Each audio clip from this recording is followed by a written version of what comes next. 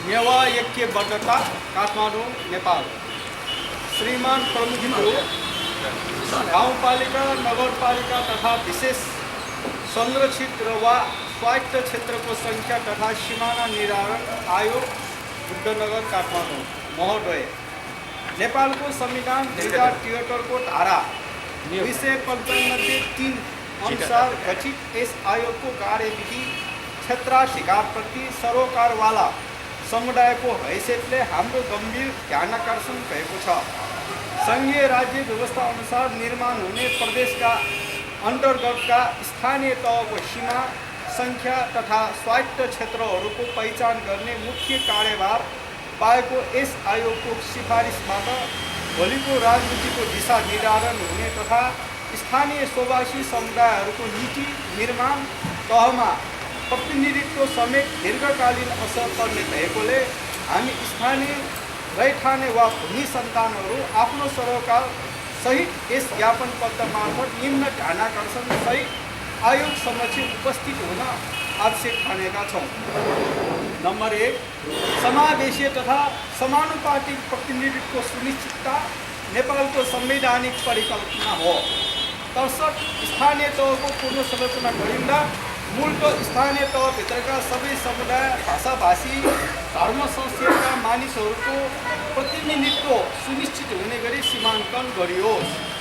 Number 2, ऐतिहासिक पहिचान भएका टोल, वडा, गाउँ वा बस्तीको सिङ्गो क्लस्टर वा त्यसको भौगोलिक निरन्तरतालाई खण्डित पार्ने काम नगरियोस्। 3, भाषागत, समुदायगत सघनताका आधारमा त्यस्ता क्षेत्रलाई सिङ्गो राजनैतिक इकाइमा सीमाङ्कन गरियोस्। नम्बर 4, विशेषतः ऐतिहासिक कालदेखि निरन्तर बसोबास गर्दै आइरहेको उपत्यकाका मूलवासी नेवारहरूको बाहुल्यता रहेको उपत्यकाभित्रका नगरीय क्षेत्रमा नयाँ वडाहरूको सीमाङ्कन गरिँदा हाल कायम रहेको प्रतिनिधित्वको सुनिश्चितताको अवस्थालाई खलबल्याउने काम नगरियोस्। नम्बर 5, उपत्यका भित्री नगर क्षेत्रका टोल, बस्ती, वडा हरेकको आफ्नो मौलिकता, विशिष्ट सांस्कृतिक ऐतिहासिक पहिचान भएकोले तिनको संरक्षण र प्रतिनिधित्व सुनिश्चिततालाई अनिवार्य गरियोस्।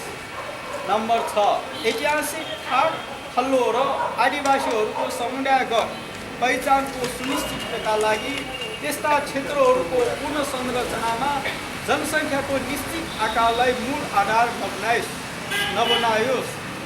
नम्बर 7, उपत्यकाका भित्री सहरमा हाल जुन वडाहरू कायम छन् तिनलाई यथावत राखियोस्।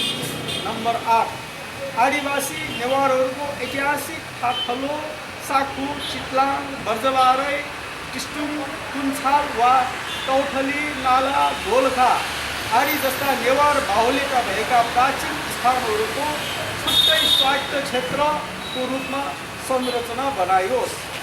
नम्बर 9, स्थानीय तह विशेषतः प्रदेश सरकार अन्तर्गत रहने संवैधानिक प्रावधान अनुसार स्थानीय तहको संरचना गरिने काम प्रदेशको सीमाङ्कन र नक्साङ्कनपछि मात्रै गरियोस्।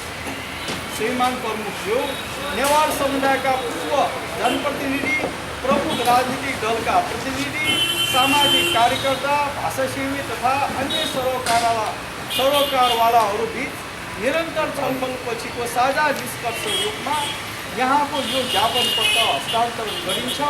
आशा छ समुदायगत साझा मागको रूपमा यहाँ उठाएका सम्पूर्ण मुद्दाहरूको आयोग मार्फत सम्बोधन हुनेछ। धन्यवाद। डाक्टर मेसमान श्रेष्ठ, संयोजक नेवा ऐक्यबद्धता।